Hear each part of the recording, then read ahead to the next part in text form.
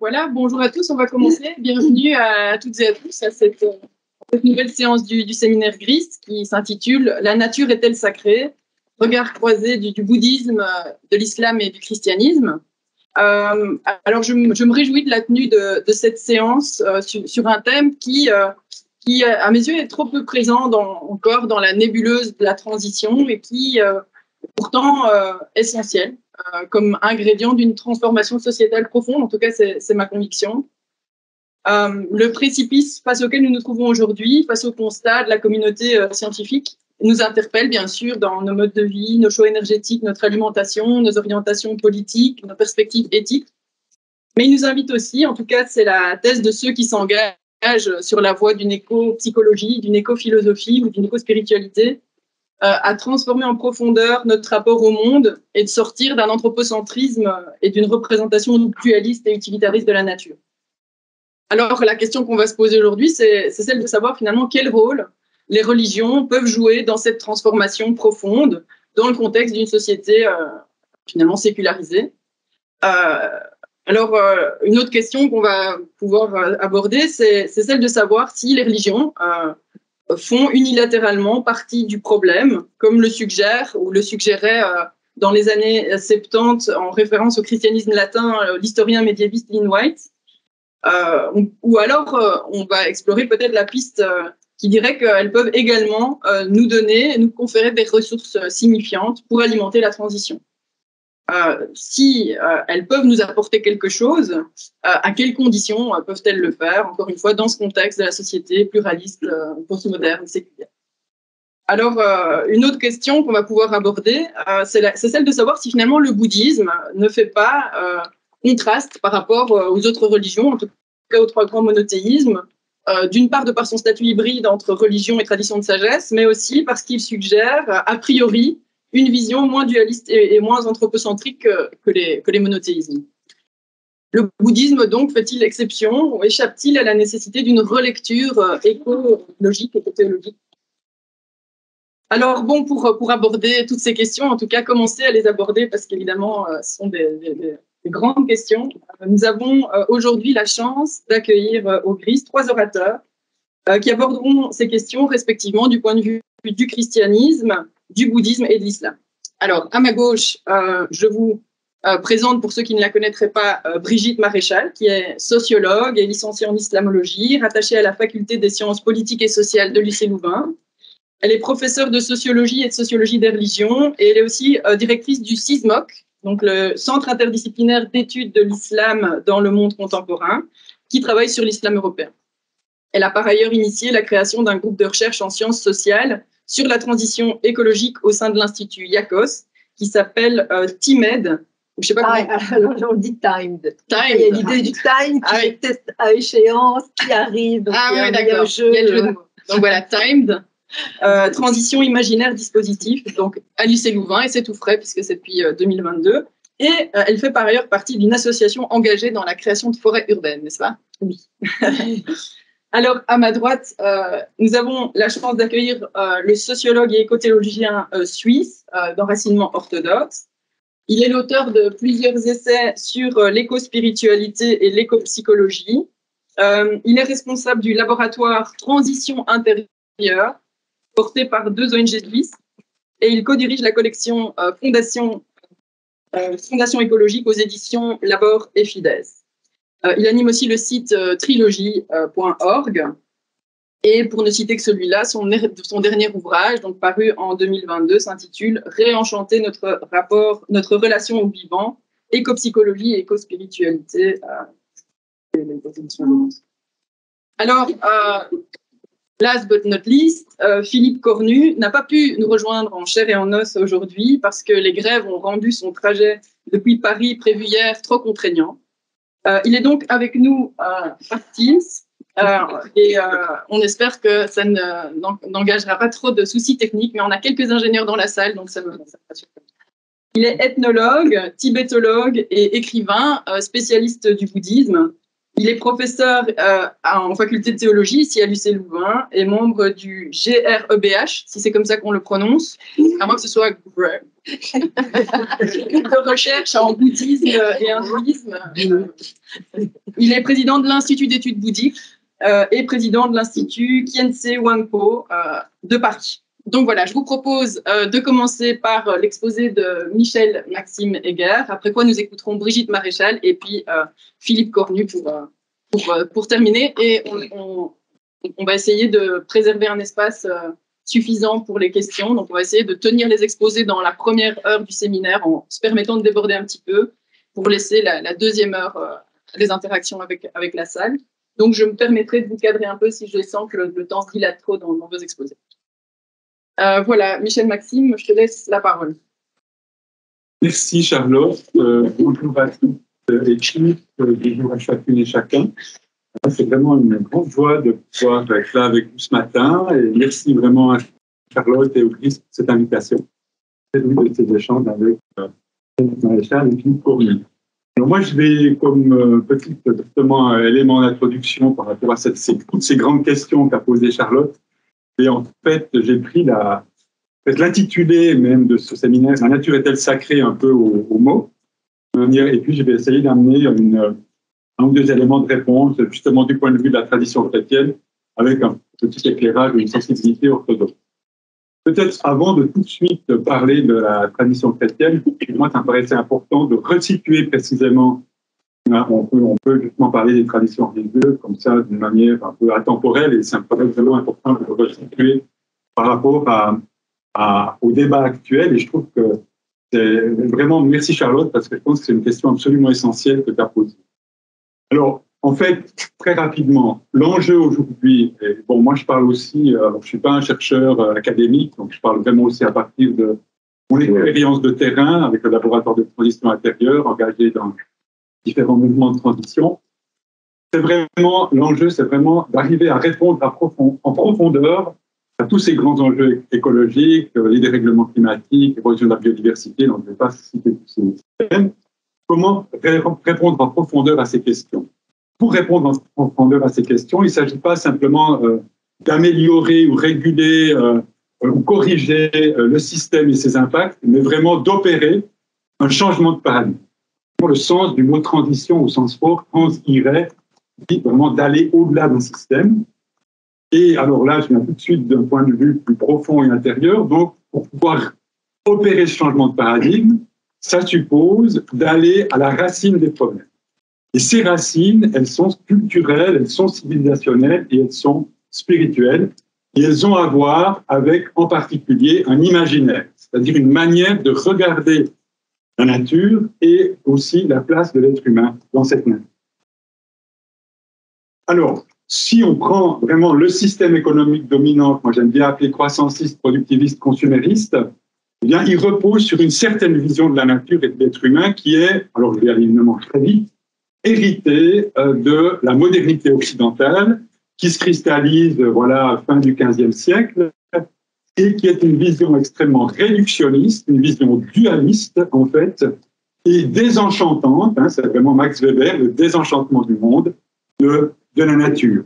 C'est-à-dire qu'on a eu à ce moment-là, dans le dualisme en particulier, et la tradition chrétienne a participé à ce dualisme, je vais presque dire un peu par une lecture un peu cartésienne des Écritures à partir de ce moment-là, et on a eu vraiment en fait, j'y reviendrai, mais une forme de séparation entre la création, en tradition chrétienne on parle plutôt de création, c'est-à-dire la nature et Dieu, qui a été expulsé dans une forme de transcendance plus ou moins inaccessible, où on a mis l'accent sur la transcendance.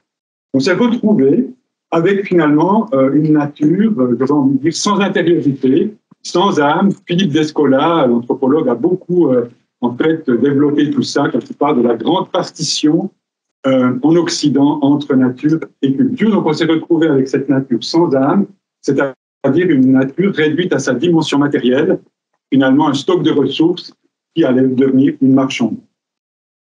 Donc l'enjeu, c'est comment on va sortir de ça pour opérer une forme de réenchantement justement de la nature, du vivant et de nos relations avec elle. Et c'est dans ces dynamiques qui sont vraiment de plus en plus fortes que le mot sacré apparaît de plus en plus. Alors, je pourrais vous donner plein d'exemples. Par exemple, il y a un réseau qui s'est créé, en particulier en France, qui est le réseau des écosites sacrés, dont d'ailleurs font partie aussi les communautés bouddhistes, comme l'Institut Karmaling, comme le village des Pruniers. Vandana Shiva et Pierre Rabhi, qui sont quand même des grandes figures de la transition, eh bien, ont dans leur discours toute une rhétorique autour de l'éco, c'est la désacralisation de la nature, et retrouver le sacré va nous permettre de mieux respecter la nature. Donc ça, c'est vraiment partie intégrante du discours de ces grandes figures de la transition. Après, c'est vrai que quand on commence à étudier un peu plus profondément, on voit que la notion de sacré, elle est en fait extrêmement floue et assez indéfinie. Et que, en fait, ben voilà, la notion de sacré, c'est une notion très complexe. Je vais faire une série de considérations d'anthropologie culturelle, mais on a en fait une vraie inflexion dans la compréhension du mot sacré dans ces nouvelles dynamiques. Alors, le sacré, étymologiquement et traditionnellement, ça veut dire ce qui est mis à part. Ce qui est mis à part avec une vision un peu où on va faire une séparation entre ce qui, par exemple, relèvera du pur ou de l'impur, du profane et du sacré. Et en fait, le sacré va renvoyer au tout autre, et un tout autre, très souvent, tissé de règles et d'interdits, et un espace qui est réservé à des personnes consacrées, notamment dans le cadre de pratiques de compréhension traditionnelle du sacré. Et là, quand je dis qu'on a une inflexion, c'est qu'on a une nouvelle conscience du sacré qui est apparue et qui se développe justement dans ces nouvelles dynamiques, qui n'est plus un sacré qui sépare ou qui, mais un sacré qui relie, et qui n'est plus un sacré vraiment centré sur une forme de transcendance, mais d'immanence. Et qui n'est plus un sacré non plus, et ça je pense que c'est important par rapport aux questions que tu as posées, qui n'est plus réductible aux religieux institués, qui n'en est qu'une des expressions. Et quand on regarde un petit peu les textes de toutes les personnes, y compris de traditions religieuses comme la tradition chrétienne qui parle du sacré, les mots qui reviennent toujours, c'est mystère. Le sacré renvoie dans cette nouvelle compréhension, dans cette nouvelle conscience à une dimension de mystère, une dimension de merveilleux, une dimension aussi d'expérience. Le sacré est quelque chose dont on doit faire l'expérience, et puis cette dimension d'ouverture au plus grand que soi, et quel que soit le nom qu'on va donner à cette dimension. Voilà, peut-être juste pour situer le cadre, ça me paraît important aussi pour notre discussion, en lien avec la transition. Alors, comment la tradition chrétienne se situe par rapport à ça? Alors, je dirais qu'il y a des postures qui sont variées et qu'il y a une différence entre l'Occident chrétien et l'Orient chrétien. Moi, comme l'a dit Charlotte, je suis attaché, enraciné dans la tradition orthodoxe. Et en Occident, et moi je le constate encore quand je vais parler dans des milieux d'église chrétiens, dès qu'on évoque le mot sacré, il y a des crispations qui apparaissent dans la salle, très très vite. Donc des crispations parce que, il y a différentes raisons à ça. Je pense qu'en tout cas, dans beaucoup de milieux d'église, le sacré, en fait, on fait un peu peur. C'est-à-dire que ce qu'on craint, c'est une forme de résurgence, de forme de néopaganisme qui pourrait conduire à une forme de culte de la nature. Après, ce qui est très important, c'est de dire, oui, mais dans tous ces milieux, finalement, la nature deviendrait comme la nouvelle source de salut. Et pour nous, le salut, c'est Dieu, c'est pas la nature. La nature n'est pas porteuse de sens ou de salut en elle-même. Après, quand on parle de sacralisation de la nature, ce qu'on entend tout de suite, c'est divinisation de la nature. C'est-à-dire comme si on donnait une dimension divine à la nature, une essence divine. Et là, on touche à un des points essentiels au fond de la théologie chrétienne, c'est qu'il y a effectivement, et ça c'est une ligne rouge, à moins de changer de tradition, mais où on a cette distinction très claire et différente entre le Dieu créateur, qui est divin par essence, et sa création, qui est, elle, créée et qui n'est pas divine. Alors le problème, je reviens à cette modernité occidentale et en particulier à la tradition en Occident, c'est qu'on a fait de cette distinction une séparation. Là, ça va être tout un enjeu justement de comment en fait, pour moi, c'est vraiment une des clés, comment on arrive à sortir de cette séparation, tout en reconnaissant cette distinction et cette différence. Et puis finalement, c'est vrai que quand on parle de sacré, on peut tout de suite dire, oui, mais alors si la nature est sacrée, on ne peut plus la toucher, elle est intouchable. Et c'est vrai que la tradition chrétienne, voilà, Genèse, le texte de la Genèse de 15, l'être humain a été posé dans le jardin de la création pour garder, mais aussi pour cultiver. Donc il y a une dimension où on va aussi agir sur la nature et la transformer. Alors, juste par rapport à ça, préciser que les choses sont quand même en train de changer. Et là, je me réfère à l'encyclique Laudato Si du pape François.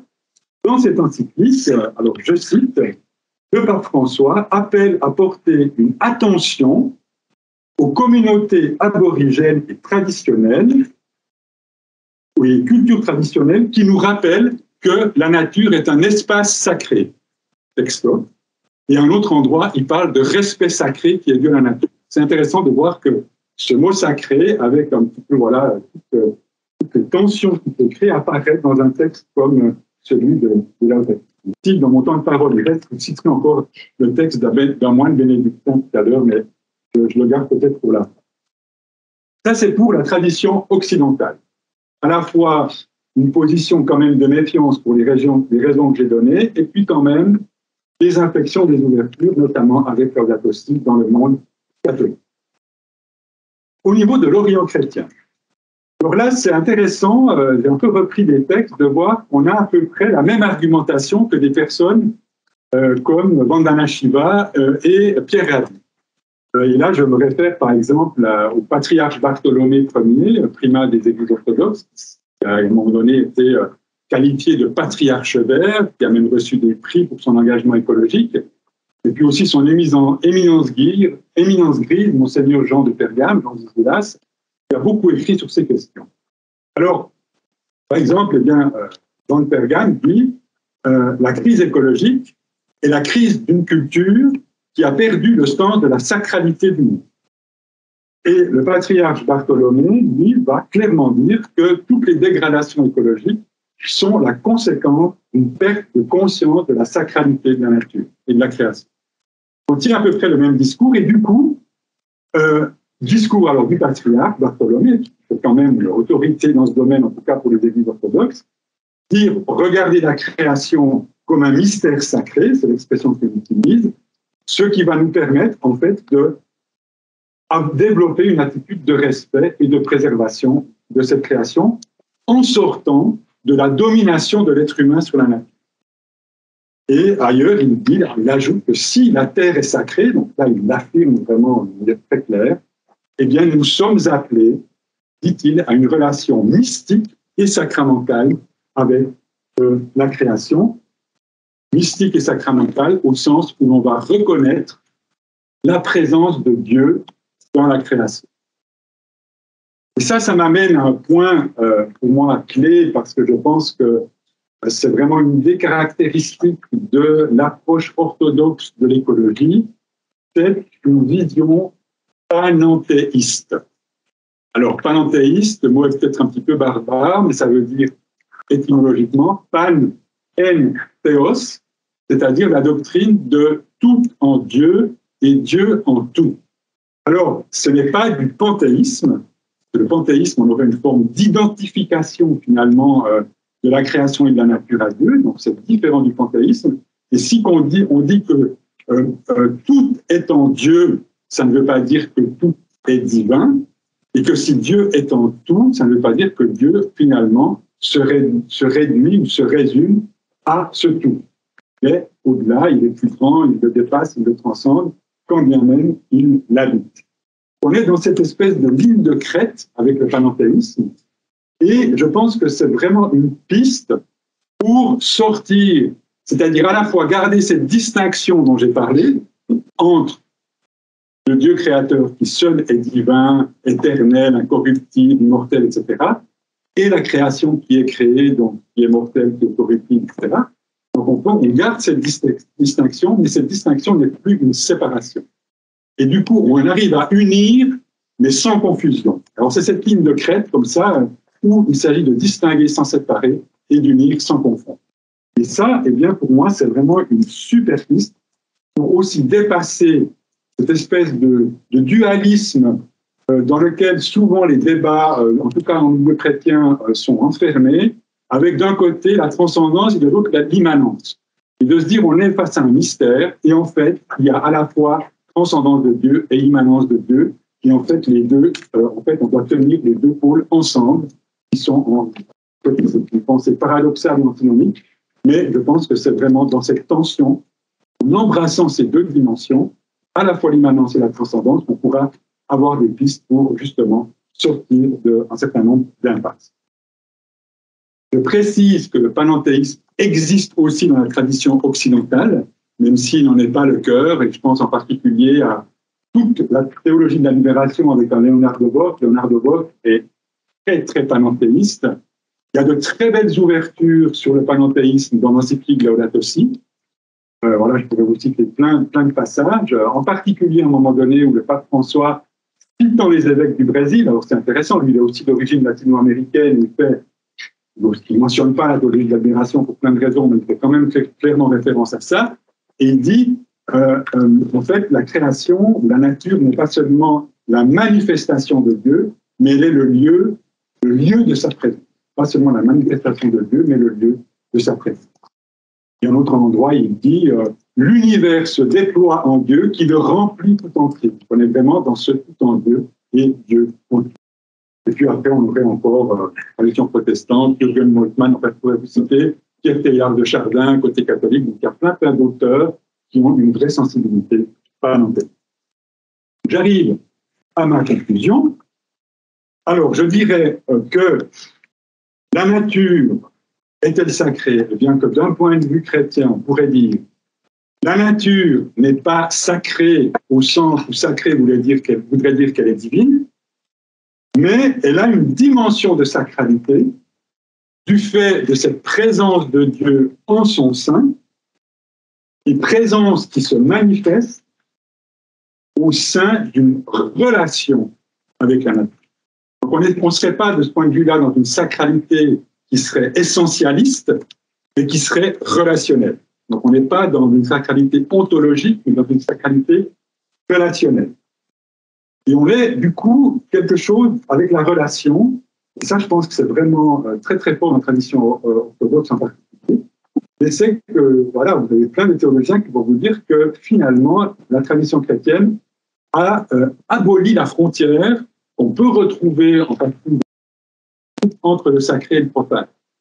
Hein, vous savez, le moment où le Christ meurt sur la croix, au moment de la crucifixion, il y a ce dans le texte, et le voile du temple se déchira. C'est-à-dire qu'en fait, symboliquement, il y a comme cette frontière entre le sacré et le profane qui disparaît. Et finalement, le sacré et le profane, eh bien, vont être simplement le fruit d'une relation. Il y a des relations au vivant, à la nature, à la création, qui sont profanatrices, et il y a des relations qui, au contraire, permettent l'émergence du sacré. Et là, je reviendrai parce que voilà, on ne peut pas parler du christianisme sans parler de la tradition juive. Et je terminerai avec en fait cette vision du philosophe juif Martin Buber dans son livre « Je et tu ». Il dit finalement, pour parler des relations, il y a deux types de relations. Si on simplifie, il y a des relations « je-cela », il y a des relations « je-tu ». La relation « je-cela », c'est des relations superficielles, c'est des relations instrumentales et c'est des relations unilatérales. C'est-à-dire unilatérales, ça va uniquement dans un sens. Instrumentales, ça veut dire que l'autre avec qui on est en relation, et il parle justement des relations non seulement avec les autres humains, mais avec les autres humains, eh bien, en fait, ces relations instrumentales, finalement, réduisent l'autre à être un objet qui a une valeur instrumentale parce que finalement, il ne sert que nos intérêts ou nos besoins. Et je pense que tout ce système croissanciste, productiviste, consumériste, issu de la modernité occidentale, a en fait surtout développé des relations je-cela avec la nature. En revanche, les relations je-tu, c'est des relations qui sont profondes, c'est des relations qui sont réciproques, c'est-à-dire que ça va dans les deux sens, et c'est des relations qui sont, comme il dit, dialogiques ou dialogales. C'est-à-dire qu'on est dans une relation de dialogue, et le tu, eh bien, l'autre devient aussi autre qu'humain, animal, végétal, devient un sujet reconnu dans son altérité et avec qui on va justement développer une relation dialogale et dans une réciprocité où on a autant à recevoir qu'à donner ou qu'à prendre. Et c'est ça qui est magnifique, et je vais terminer là-dessus, pour respecter mon temps de parole. Il dit, c'est que dans ce je-tu, à un certain niveau de profondeur, à un certain niveau de qualité, s'ouvre un espace où va émerger un tu majuscule, qui est justement le tu divin, qui ne peut jamais être un cela. Et là, on est vraiment pour moi au cœur de ce sacré en fait relationnel, à laquelle qui est pour moi une piste extrêmement féconde pour en fait réenchanter notre relation au vivant. Est-ce que je peux juste encore citer François? Oui, oui. Alors, cette citation que je voulais vous donner, c'est un moine dont je vous recommande la lecture. Il n'est pas forcément très, très connu. Il s'appelle François Cassin-Génin-Trévely, dans un livre qui est magnifique, qui s'appelle Cantique de l'Infinistère. Il s'est promené dans le Finistère et il raconte sa marche. Et il a appelé ça l'Infinistère. C'est très joli, il est très poète. Alors, il dit, c'est un catholique, hein, vraiment moine, tout. Le sacré, et je pense qu'il est très représentatif de cette nouvelle conscience du sacré. Le sacré est moins dans les lieux patentés comme saints que dans le simple être là des arbres, des rochers, des bestiaux, des hommes. Il est cela dont le vent seul, au passage, murmure le nom. Cela dont l'immensité, loin de dissiper le cœur, épaissit le recueillement. Affligé des excommunications que l'on prononce et des violences que l'on commet en son nom, le sacré s'émancie et se fait sauvageant.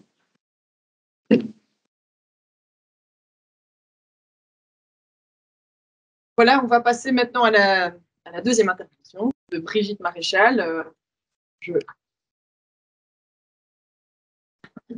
Alors, comme ça, en même temps, Brigitte. Ok, ben un grand merci et vraiment heureuse d'être ici ce matin. Heureuse aussi de passer après Maxime Léger, dans le sens où, dans le fond, il a placé un certain nombre de balises qui permettent, dans le fond, d'avancer plus loin, de rebondir sur un certain nombre de choses. Alors, je voudrais quand même repréciser que je suis avant tout socio-anthropologue et pas théologienne, islamologie, et que ce champ, pour moi, des relations, dans le fond, entre écologie et religion, c'est un thème assez nouveau sur lequel je suis vraiment pour le moment en train toujours de faire des recherches exploratoires, et notamment dans le cadre d'un séminaire que j'ai dans le master en sciences des religions, où je demande à mes étudiants en fait, d'aller faire un certain nombre d'entretiens auprès de catholiques et de musulmans, et notamment pour voir, dès lors qu'ils s'inscrivent dans une forme de rapport à l'écologie plus ou moins conscient, mais qu'est-ce que ça signifie pour eux, donc en termes de discours et de pratique, donc qui sont pour moi deux dimensions tout à fait fondamentales, mais c'est vraiment un work in progress, on va dire ça comme ça.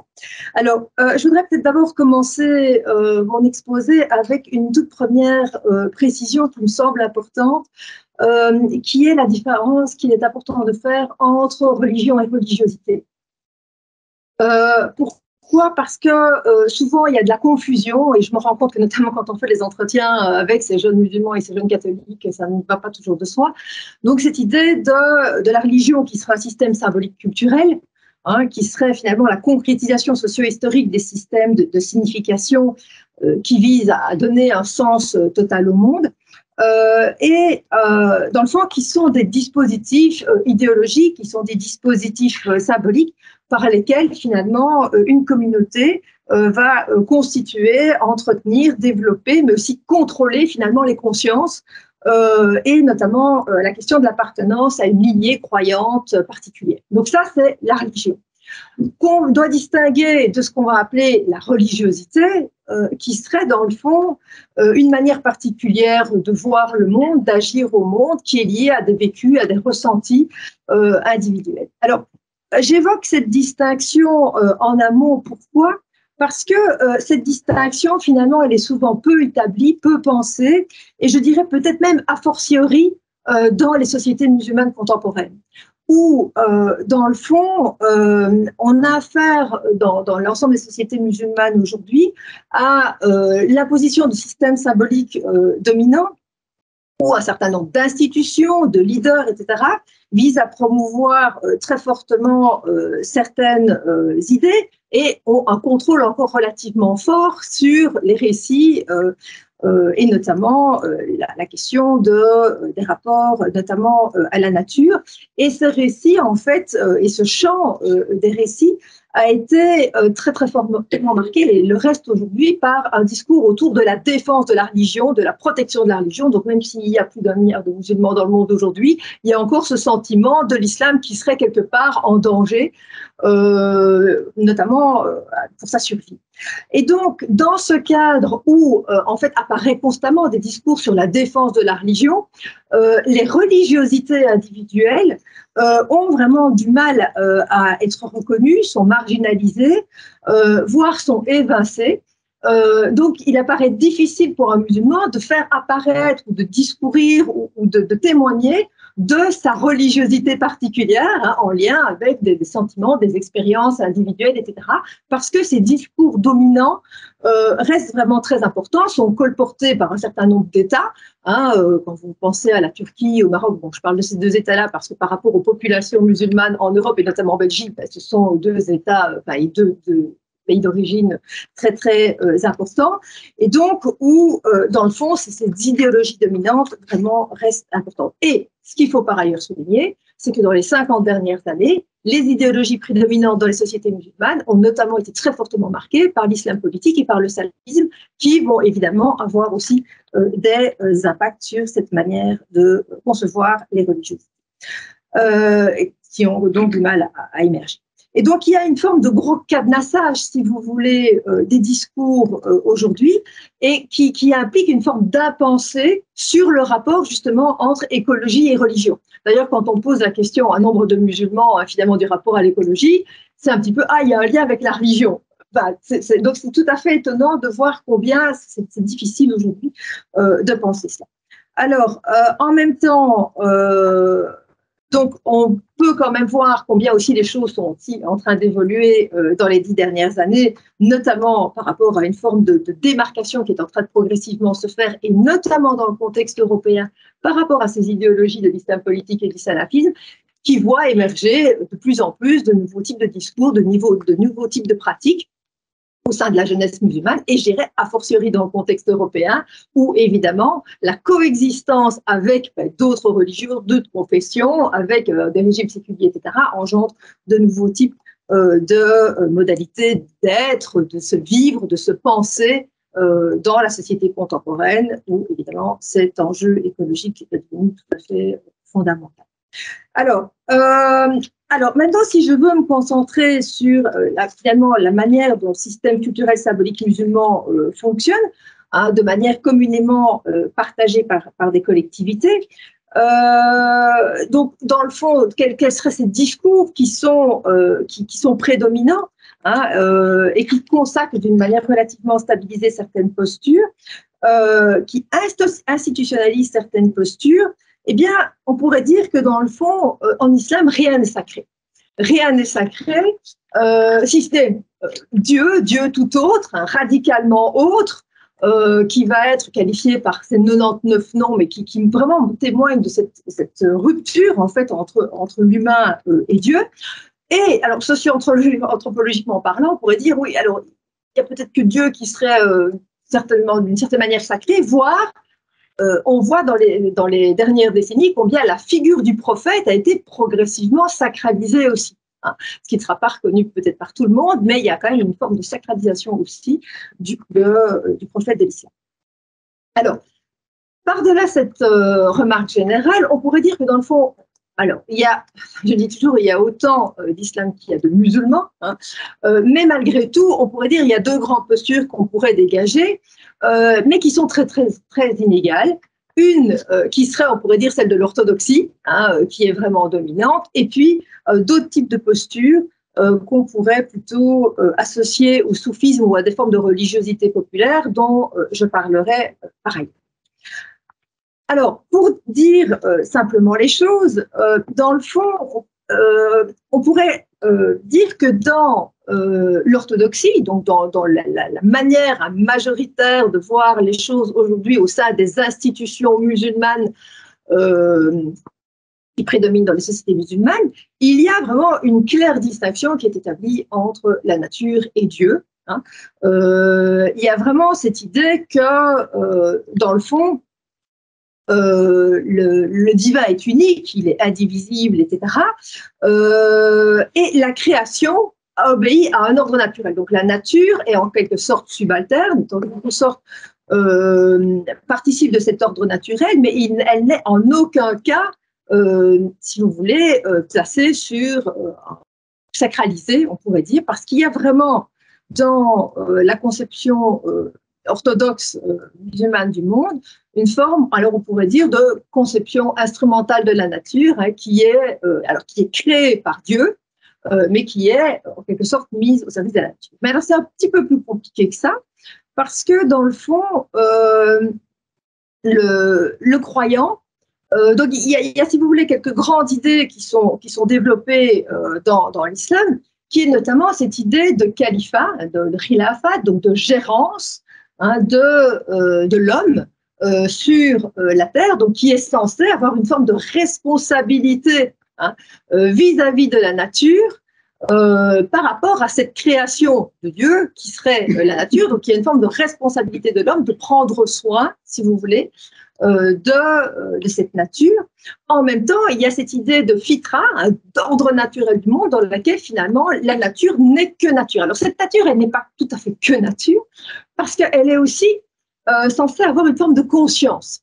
D'ailleurs, c'est intéressant de voir comment dans le Coran, en fait, finalement, c'est l'homme qui aurait accepté cette responsabilité d'endosser une bonne gérance de la nature, mais cette question de cette acception de cette responsabilité de l'homme, elle aurait été en amont posée aux animaux, aux végétaux, voire même au règne minéral, hein, les montagnes, qui sont dotées d'une forme de conscience, hein, donc, qui est intéressant de voir, mais qui, elles, auraient refusé, les végétaux, les animaux, etc., auraient refusé cette responsabilité, et c'est seul l'homme qui, quelque part, hein, un peu imbu de sa personne et pensant qu'il allait pouvoir gérer les choses, a accepté cette responsabilité sans voir que dans le fond, c'était une responsabilité importante, hein, qui quelque part il acceptait là, et qui ne serait peut-être pas même à réaliser suffisamment bien.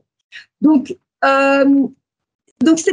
voilà, ce sont des idées qui sont importantes. Dans le Coran, il y a aussi d'autres idées qui sont fortement développées, comme celle de la balance, de la mizan, donc qui est liée à une idée de modération, hein, donc où il ne s'agit pas d'exploiter la nature, donc il s'agirait quand même, donc oui, certes, elle est mise à la disposition de l'homme, mais en même temps, pas question de commencer à la détruire ou d'abuser.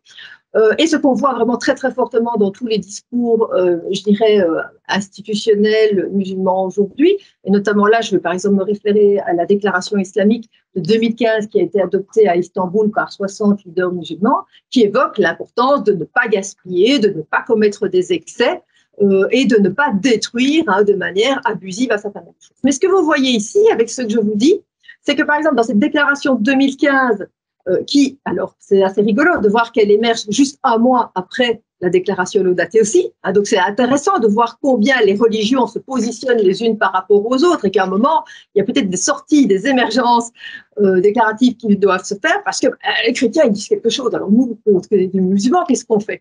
Mais là, voilà, en évoquant surtout cette idée de ne pas gaspiller, de ne pas d'excès, etc., on se rend compte qu'on est dans une posture conservatoire, et pas nécessairement acquis, parce que ce qui importe avant tout, c'est de ne pas, c'est de bien conserver cette dissociation entre Dieu et la nature, qui reste une création et par rapport à laquelle il ne s'agit pas de commencer à rentrer dans un rapport de sacralisation, voilà, quelle qu'elle soit, qui serait en fait considérée comme problématique. Alors, par rapport à cette nature, donc j'ai dit, elle est dotée de conscience, elle est reconnue, mais dans le fond, se développe encore fortement, on pourrait dire, des discours apologétiques, hein. Il y a des discours apologétiques intra-islamiques qui restent vraiment très très forts, dans le sens où les leaders musulmans aujourd'hui donne l'impression que dans le fond, tout a été dit dans le Coran et dans la Sunna, et que quelque part, la crise écologique, oui, elle est liée aux problématiques, c'est l'Occident, hein, c'est l'Occident, donc la tradition judéo-chrétienne qui aurait commis la situation dans laquelle on est, Et donc, on sent qu'il y a très fort une forme de déresponsabilisation des autorités islamiques contemporaines par rapport à la crise dans laquelle on se situe, parce que c'est les autres, dans le fond, qui nous ont mis dans la situation dans laquelle on est. Et donc, continue à être promu, et notamment, par exemple, là, je me réfère à un jeune, on va dire savant musulman, Taïb Chouaref, en France, qui disait, dans le fond, la nature et la création, il y a des relations d'harmonie et d'équilibre entre l'homme et la nature. Donc, on sent qu'on est dans une espèce de... Enfin, tout va bien, Madame la Marquise, l'islam développe des relations saines avec la création, et tout va bien. Tout en disant aussi, et d'ailleurs, dans le Coran, il y a énormément de références naturalistes, donc il y a beaucoup de sourates qui ont des noms, les fourmis, qui font référence à des animaux, etc. Donc c'est comme si, voilà, dès l'origine, il y a eu une prise en compte de la nature, même si cette distinction radicale est vraiment importante. Et ce qui est évoqué par ailleurs dans ces discours orthodoxes, c'est l'idée que peut-être il y a quelque chose à apprendre de la nature. Elle est quand même là pour nous faire réfléchir, on pourrait peut-être en tirer des enseignements, et qu'en fait, elle peut être une porte, mais il y a toujours cette crainte, vraiment, qu'elle ne soit plus que cette porte d'accès au divin, qui reste vraiment la dimension fondamentale. Une autre spécificité peut-être quand même dans l'islam, hormis les différents éléments que j'ai évoqués, c'est combien est importante l'idée d'une justice sociale, qui est donc l'idée de solidarité, qui reste fortement mobilisée dans les différents discours et qui participe de cela. Mais donc, ce que je voudrais dire par rapport à tous ces discours, c'est qu'en tant que telle, la création n'est pas valorisée en soi. Elle est reconnue comme création, issue d'un créateur, mais finalement, il y a peu d'intérêt sur ce qu'elle est vraiment, même si un certain nombre d'auteurs vont commencer à l'évoquer pour justement s'inscrire dans cette dimension d'un nouveau rapport, quelque part, qu'il s'agirait d'entretenir. Alors, par ailleurs, donc, à côté de ces discours, finalement, de l'orthodoxie, on voit combien, alors, c'est pas tout à fait nouveau, parce que, par exemple, quelqu'un comme Saïd Hussein Nasser, qui s'inscrit dans la tradition chiite, avait déjà évoqué des liens mystiques susceptibles d'être dégagés entre religion et nature, et que dans le fond, même la nature, eh bien, serait susceptible, par exemple, de nous faire comprendre qui nous sommes en tant qu'être humain. Et donc là, on voit que chez certains auteurs, déjà dans les années 70, il y avait des bribes qui s'étaient développées, mais ça reste vraiment ultra minoritaire jusqu'à aujourd'hui, ce type de réflexion. Mais elle commence à prendre plus d'ampleur. Et ce qui est intéressant, c'est de voir que vraiment, il y a de plus en plus de personnes qui ont un certain background théologique qui osent maintenant prendre la parole indépendamment des structures d'autorité traditionnelles.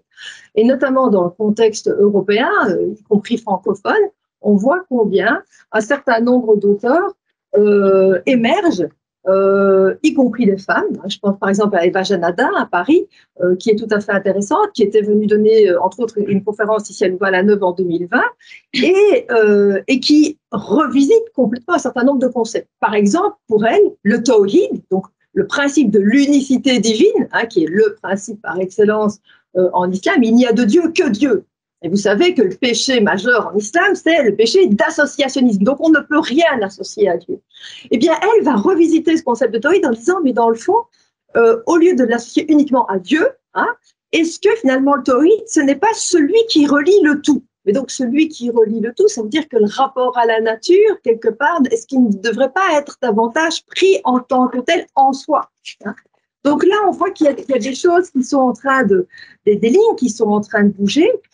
Et elle de dire d'ailleurs, finalement, est-ce que tous les musulmans ne devraient pas être des écologistes en puissance, parce que, dans le fond, il y a vraiment, à partir de ce principe du tawhid revisité dans cette perspective, eh bien, il y a vraiment l'affirmation d'une communion avec l'environnement, l'importance de rétablir une culture vraiment de la vie, et là, qui implique cette culture de la vie pour elle, un respect vraiment en tant que tel pour la création, avec cette idée aussi que cela permettrait d'éviter des pertes, et notamment en termes de biodiversité, etc., et que ça permettrait aussi d'établir le lien avec l'être transcendant. Donc, on voit vraiment que là, il y a l'émergence vraiment de réflexions qui, en fait, si vous voulez, donc sont un peu différentes parce qu'à partir de cet ancrage donc, dans une spiritualité musulmane, il y a une dissociation qui se fait des autres discours qui se font dans l'orthodoxie, mais qui sont avant tout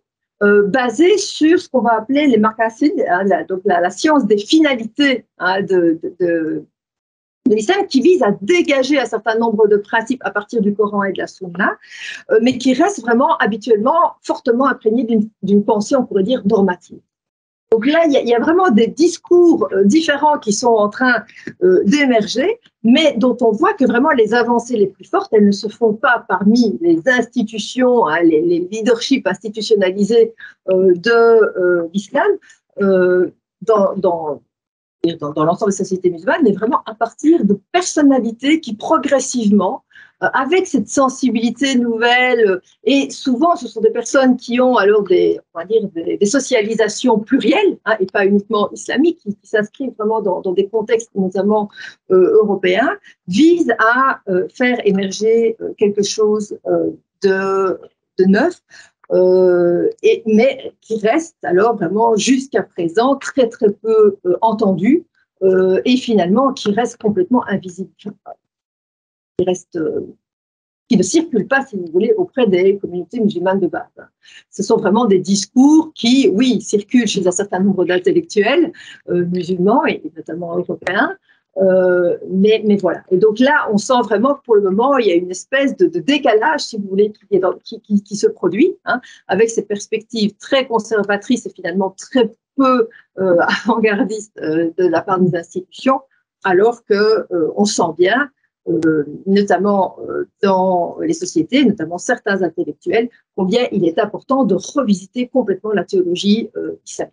Alors, parmi ces autres penseurs qui sont par exemple intéressants à pointer, c'est quelqu'un comme Romero Maranguiu en France, qui est à la fois, alors, qui est intéressant, qui est sociologue et qui a fait, finalement, qui a fait des sciences islamiques, on pourrait dire un peu sur le tas, en quelque sorte, notamment dans les milieux frères musulmans pendant une dizaine d'années, et qui, lui, prend aujourd'hui des postures tout à fait intéressantes. Il s'intéresse, lui, en particulier à la question des animaux, et revisite complètement le rapport aux animaux à partir de cette théologie islamique dont il estime vraiment qu'elle doit vraiment faire des pas de côté, mais qu'elle ne les fait pas suffisamment. Et donc voilà, c'est vraiment intéressant de voir tout cela aujourd'hui. Alors, il me reste encore 2-3 minutes. Deux que 3. Alors, ok. Alors, donc simplement, peut-être, donc, alors, non, peut-être quand même, alors, un dernier élément sur lequel je voudrais encore revenir aussi, c'est que potentiellement, quand on compare le christianisme et par exemple l'islam, on voit que l'islam est avant tout, on pourrait dire, une orthopraxie. Donc il y a vraiment une importance fondamentale de la pratique. Les valeurs, en soi, c'est pas pour discourir. Les valeurs, c'est quelque chose qui est là pour être pratiqué, pour être incorporé, pour être vécu. Et donc, c'est vraiment quelque chose qui est important et dont on pourrait dire, mais tiens, dans le fond, s'il y a une importance tellement forte dans les pratiques, tiens, est-ce que là, les changements des pratiques ne pourraient pas? Mais ce qui est important de voir, c'est que cette importance des pratiques dans l'islam, finalement, elle reste encore très fortement liée au contexte de respecter les pratiques religieuses, donc les piliers, par exemple, mais très fortement marqué par une forme de formalisme. C'est-à-dire que dans le fond, par exemple, oui, ben on va respecter le ramadan, on va s'abstenir de manger, c'est qui est une manière de se rapprocher du pauvre, par cette expérience-là, etc. Mais le ramadan se termine, le gars qui est dans la rue, on ne s'en occupe plus. Donc il y a un formalisme très très fort qui reste développé et qui pour le moment reste vraiment lié au respect des piliers, mais qui demanderait peut-être à être revisité aussi, ces pratiques religieuses, pour sortir des cadres qui sont posés par l'orthodoxie musulmane, pour permettre le développement de pratiques davantage écologiques. Et là, on sent combien aujourd'hui, vraiment, il y a toute une jeune génération de jeunes musulmans qui s'investissent par exemple dans de la permaculture, etc., et qui sont en train de revisiter à partir de leur rapport à la terre, revisiter à partir de la pratique leur rapport à Dieu. Mais donc, il y a vraiment tout un ensemble de dynamiques qui sont là, visibles, mais dont on voit bien que ce n'est absolument pas les institutions qui sont porteuses d'évolution. Hein. C'est vraiment des expériences de type marginal, hein, spirituelles, d'une jeunesse plus ou moins intellectualisée ou qui revient à la terre, qui, elle, est en train de faire bouger les lignes de la terre. Je vais arrêter là. Merci beaucoup, Brigitte.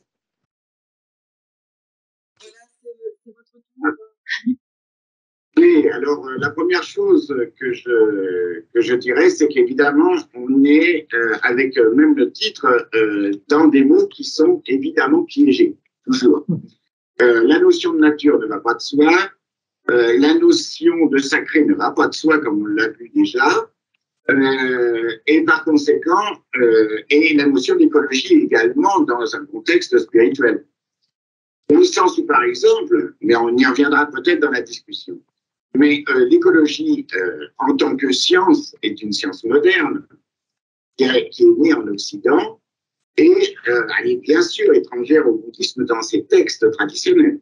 Ça, c'est clair. Ça ne veut pas dire pour autant que le bouddhisme ne peut pas porter un projet écologique, mais ça veut dire que il faut quand même être clair sur le fait que l'écologie, c'est une science occidentale, moderne.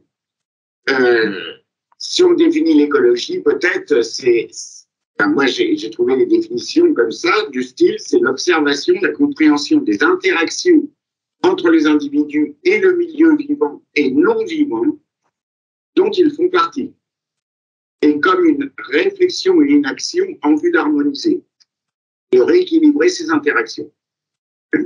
Alors si on est à peu près d'accord sur cette définition occidentale, comment le bouddhisme va se situer par rapport à ça? Eh ben, il ne va pas se situer en contradiction, parce que ça va rencontrer des principes qui sont naturels dans le bouddhisme, naturels, enfin, qui sont inhérents au bouddhisme. Par exemple, l'éthique bouddhiste qui concerne tous les êtres animés. Hein?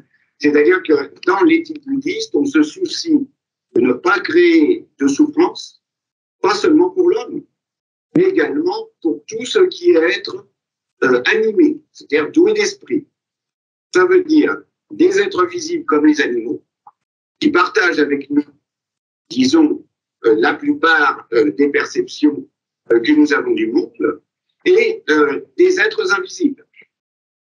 Donc, ça veut dire qu'il y a d'autres domaines d'existence pour le bouddhisme, et que tous les domaines d'existence sont englobés dans ce qu'on appelle le samsara, le cycle des existences conditionnées, et que tout être doué d'esprit dans ce cercle, dans ce cycle d'existence est soumis à l'ignorance et à la souffrance, et par conséquent est susceptible d'être l'objet de notre compassion en tant que pratiquant. Donc, la souffrance étant universellement partagée par tous les êtres, visibles ou invisibles, existants dans le monde, c'est évident qu'on ne va pas faire de différence. Et donc, l'attitude de compassion sera universelle. Elle va englober le monde, bien sûr, humain, mais le monde animal, évidemment. Et je dirais même, donc, tous les êtres possibles et imaginables qui sont doués d'esprit. Alors, bien sûr, ça ne veut pas dire pour autant que ça englobe toute la nature, dans le sens où, dans le bouddhisme, quand on dit des êtres doués d'esprit, par exemple, on n'inclut pas les végétaux. Mais les végétaux sont malgré tout pris en compte comme étant des entités qui émergent des êtres doués d'esprit. Donc, il y a des esprits dans les plans. Hein. Donc, il n'y a pas de séparation avec l'animisme en Asie. Et il n'y a pas de rejet, en quelque sorte, des racines animistes, en quelque sorte, qui sont sous-jacentes aux grandes religions asiatiques. Elles sont, disons que le bouddhisme est inclusif. Hein. Ça veut veut pas dire pour autant qu'il va se réduire à un animisme, bien entendu non, mais il l'admet. Il l'admet comme un arrière-fou. Et ça, c'est une grande différence avec l'Occident, qui, justement, s'il est arrivé à cette distinction entre nature et culture, et que dans la modernité, et que c'est précisément cette distinction qui nous a menés à l'aporie actuelle, c'est précisément quelque chose qui n'est pas possible dans le bouddhisme. Il n'y a pas cette distinction entre nature et culture. Nature et culture, ça veut dire que l'homme, en fait, avec sa culture, devient l'élément prédominant et que, avec évidemment les Lumières, mais même avant, avec Francis Bacon, on a vraiment une attitude extrêmement agressive et violente de l'homme à l'égard de la nature qu'il doit dominer. Alors, c'est pas évidemment la parole biblique qui dit qu'en fait, l'homme est plutôt comme un jardinier ou un co-créateur auprès de Dieu, mais par contre, c'est devenu, avec justement le côté sécularisant des Lumières, un argument pour que l'homme, effectivement, devienne dominateur à tous les niveaux. Alors, sous le prétexte humaniste au départ, et ensuite, sans le prétexte humaniste, ce qui nous a amené, évidemment, à des catastrophes au XXe siècle. Il n'y a pas du tout cet aspect-là, parce que dans le bouddhisme, il y a vraiment ce fond polythéiste et animiste qui est pris en compte. Le bouddhisme n'est pas polythéiste. Il n'est pas théiste, mais il n'est pas non plus athée. Donc ça aussi, ça fait des distinctions bien importantes. On accepte, par exemple, dans le bouddhisme, qu'il y ait des divinités, mais ces divinités, finalement, ne sont pas transcendantes à ce samsara. Et par conséquent, elles aussi sont susceptibles de souffrir à un certain degré. Bien moindre que nous, bien sûr, mais quand même. Donc, on a évidemment également tout un ensemble de déités chtoniennes, de dieux du terroir, en quelque sorte, dont on prend, que l'on prend en compte. Par exemple, quand on va faire même des rituels bouddhistes, il n'est pas rare qu'on passe, par exemple, si on commence une retraite, dans le cas, par exemple, du bouddhisme tibétain, si on commence une retraite, la première chose qu'on va faire, c'est qu'on va offrir une sorte de gâteau que l'on confectionne pour cela aux êtres du lieu. Parce que nous ne sommes pas les propriétaires du lieu. Nous sommes des locataires, comme eux. Et il n'y a pas de propriétaire.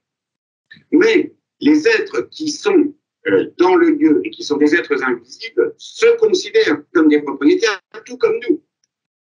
Et par conséquent, on doit établir des relations de bon voisinage. Donc, on leur offre quelque chose et on leur demande, en quelque sorte, de nous laisser utiliser le lieu. C'est une politesse à l'égard des êtres de la nature. Vous voyez, par exemple, ce type d'attitude. C'est tout à fait naturel dans le bouddhisme. Alors, il faut savoir que dans le bouddhisme, une chose qui est extrêmement importante, c'est la coproduction conditionnée. C'est le cœur du bouddhisme. Alors, souvent, on entend dans les ouvrages de vulgarisation, on parle d'interdépendance.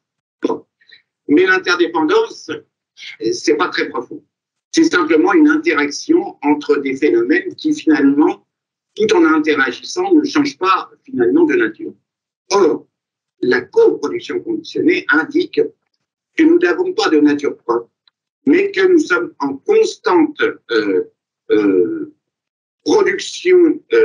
Nous-mêmes, nous sommes le produit de causes et de conditions antérieures, et nous interagissons avec d'autres conditions pour créer de nouveaux phénomènes, tout en nous modifiant, évidemment, c'est-à-dire que nous n'avons pas une entité essentielle, mais nous sommes en fait des êtres en devenir, et que tout est processus.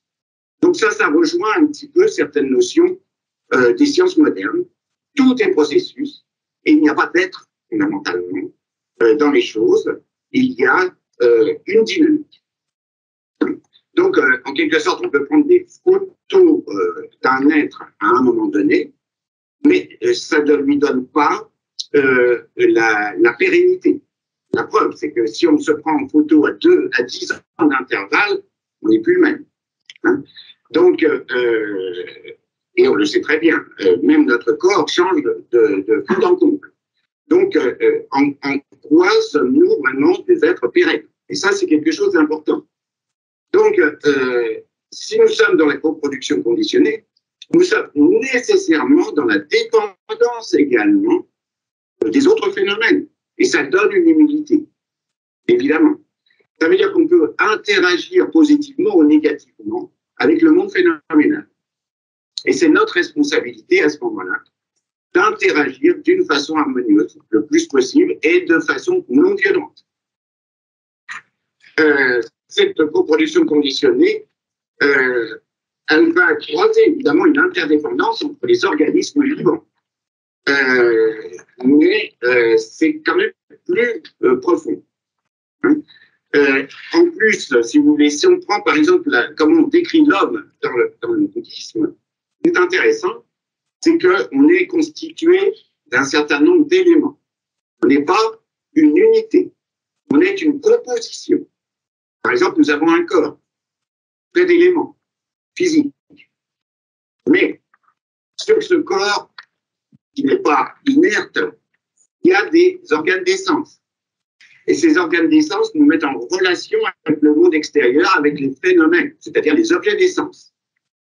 Eh bien, quand on considère que l'homme est constitué de 5 agrégats, c'est-à-dire 5 éléments fondamentaux qui se combinent en lui pour constituer un individu dans cette existence, eh bien, le premier des agrégats, c'est ce qu'on appelle l'agrégat des formes.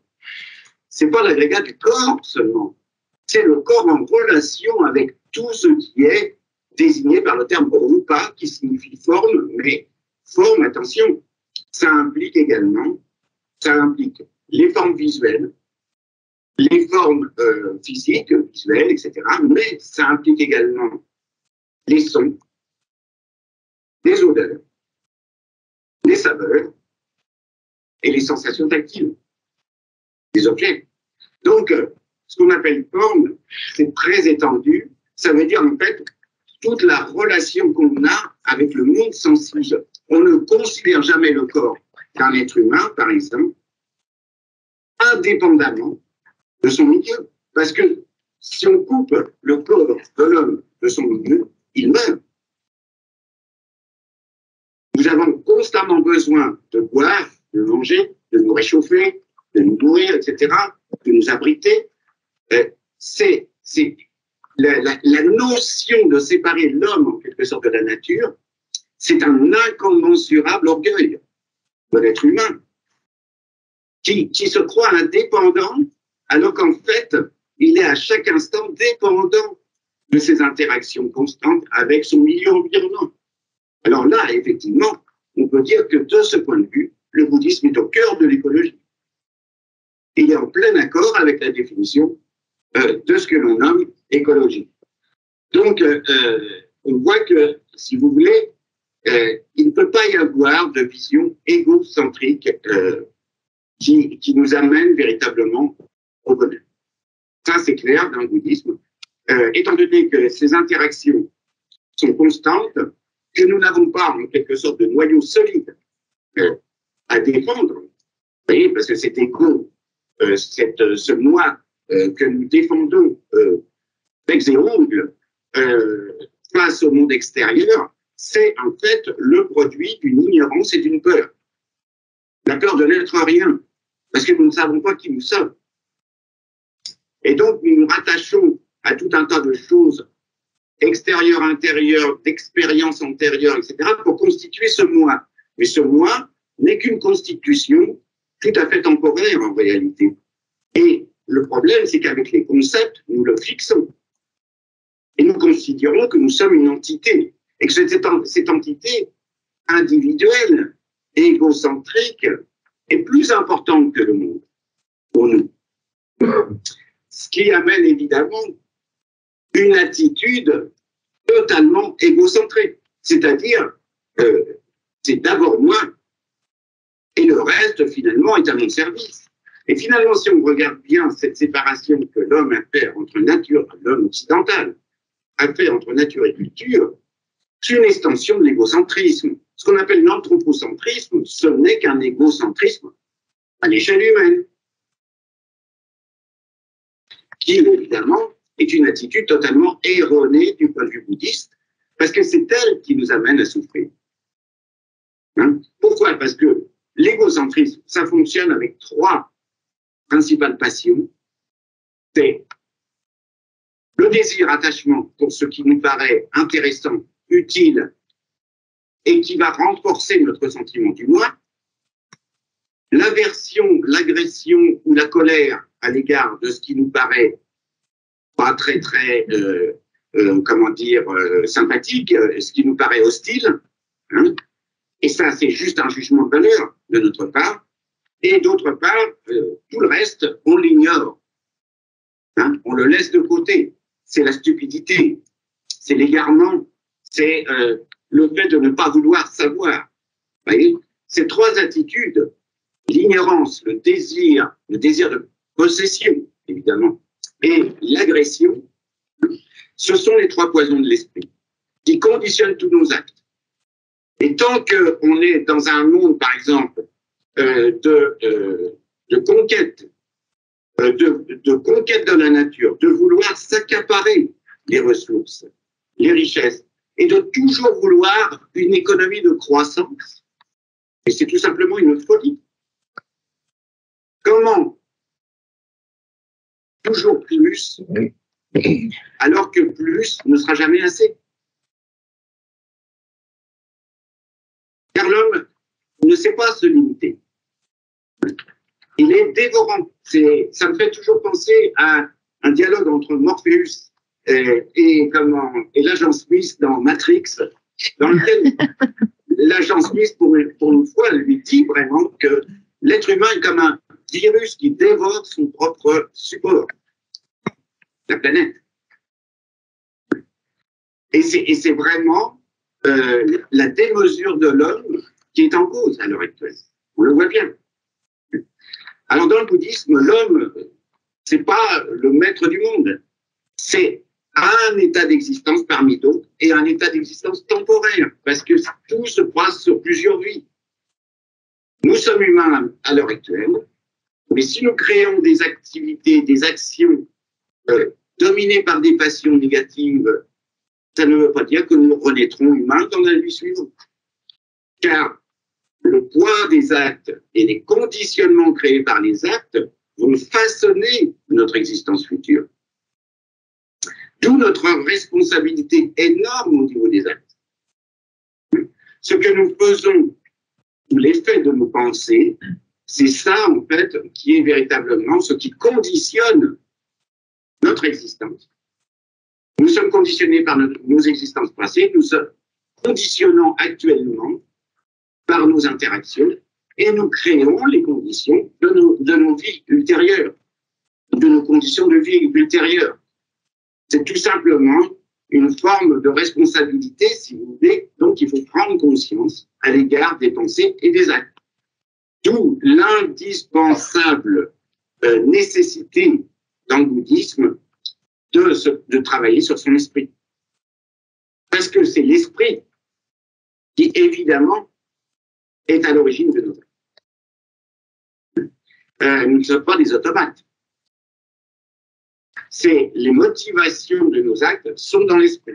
Par conséquent, si nous voulons vraiment comprendre ce que nous faisons, il faut regarder son esprit. Il faut une réflexivité fondamentale. Et c'est ça que l'acte de méditation met en place. C'est cesser de s'agiter et d'agir de toutes les manières possibles et imaginables dans le monde par réaction, hein, mais de se poser, de regarder son esprit, de regarder ses motivations, de comprendre que les pensées n'ont pas véritablement d'efficacité ou de puissance si on ne leur en donne pas.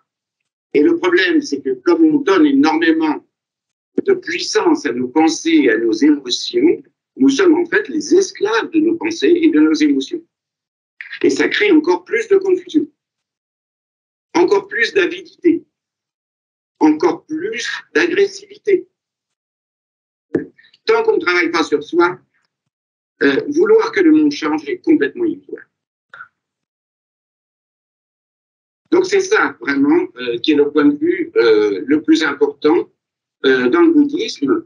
Il n'y a pas une vision égocentrique, ni ethnocentrique, ni anthropocentrique.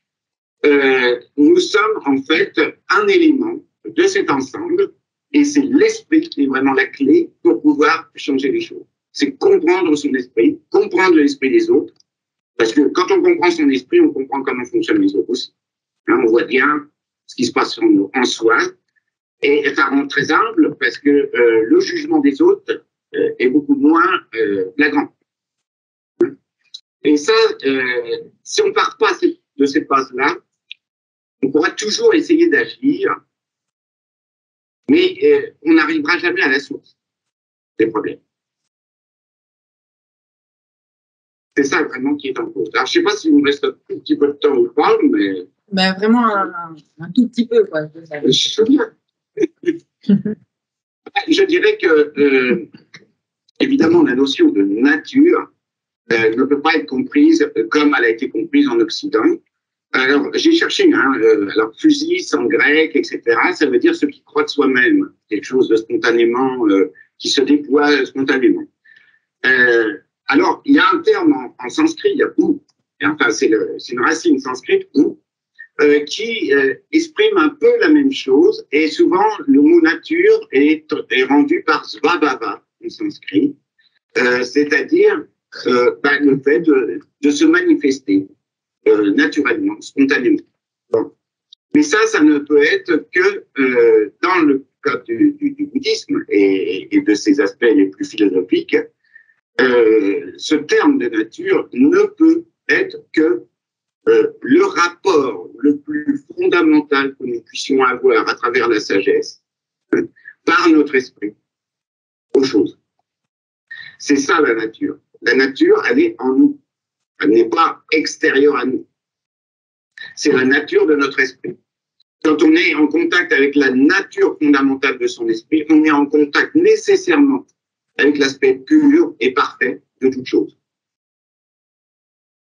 Sinon, on se méprend complètement sur les manifestations, sur le monde, sur l'existence et sur nous-mêmes. Et c'est l'errance et la souffrance. Voilà. Là, je voulais rajouter une petite pointe de objets. D'accord, merci beaucoup Philippe Cornu.